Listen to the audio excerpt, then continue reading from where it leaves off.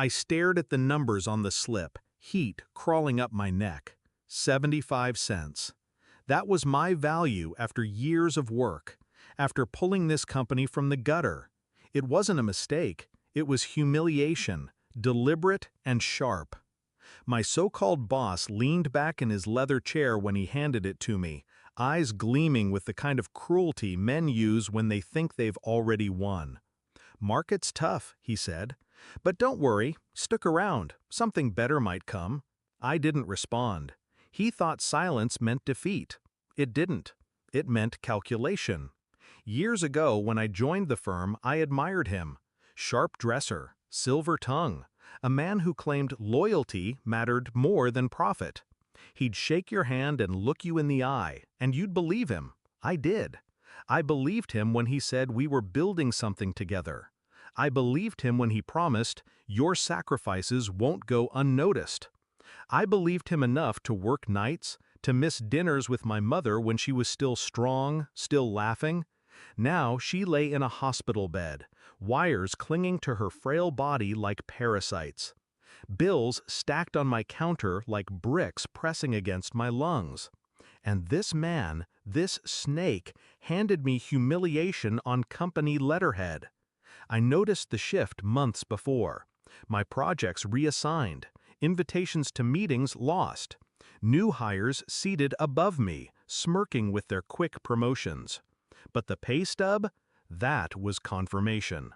This wasn't neglect, it was war. And he didn't know I'd already dug the trenches. Years back, when I first started, I'd been the one to design the financial systems, routing, reporting, tracking. My fingerprints were on every ledger, every wire transfer, every shadow account created for tax efficiency. He thought I walked away from that code when I got promoted. He thought wrong. I left back doors, hidden triggers, fail-safes buried so deep not even his auditors could smell them.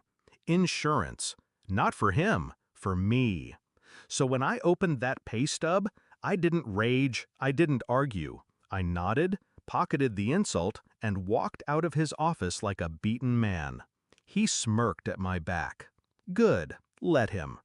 That night I went home, sat beside my mother's bed, and held her fragile hand. Machines beeped rhythmically. She whispered, "Don't let them break you." I kissed her forehead, promised her I wouldn't. And then I opened my laptop. It started with a trigger, a single command buried inside a routine audit file I sent myself years ago. One click and the system began to unravel. Not chaotically, not carelessly. Controlled. Surgical. Money moved quietly, in patterns designed to look like his own hand pulling the strings. Shell accounts. Offshores, fake contractors with names borrowed from obituaries. Each transfer small enough to slip beneath alarms, large enough to build momentum. I watched numbers shift like tides. 1 hour later, $1.2 million bled from his empire into my web. The calls started soon after. First, his assistant, voice shaky. "There's an issue with payroll, some discrepancies." Then him. His voice was steady, but I could hear it, the faint tremor of a man who feels the floor cracking. "Did you touch the system?" he demanded. I let the silence stretch until it stung. Then, "I only make 75 cents an hour, remember?" Click. The beauty of a trap is timing. You don't spring it too fast. You let them crawl inside, get comfortable, feel safe. So I didn't take everything at once. I let more bleed, hour by hour. His safety net shrinking while he scrambled to find the hole. Each morning I showed up to work, face blank, tie straight. He avoided my eyes now, consumed by panic. His swagger cracked, his voice sharper with everyone else. I watched, waited. The confrontation came sooner than I expected. He stormed into my cubicle, sweat on his forehead. "You think you're clever," he spat. "You'll go down with me if you play this game." Finally, I looked him in the eye. Calm, steady. "I'm already down. You put me there." His face twisted, but I saw it, the flicker of fear behind his rage. He didn't know what I'd taken, how deep it went, or how much more I could pull. That uncertainty was my weapon. I didn't bankrupt him in one stroke. That would have been mercy. I made him bleed slow. Accounts frozen without warning. Partners backing out of deals. Regulators sniffing around transfers that looked suspiciously like fraud. He didn't know the half of it was staged.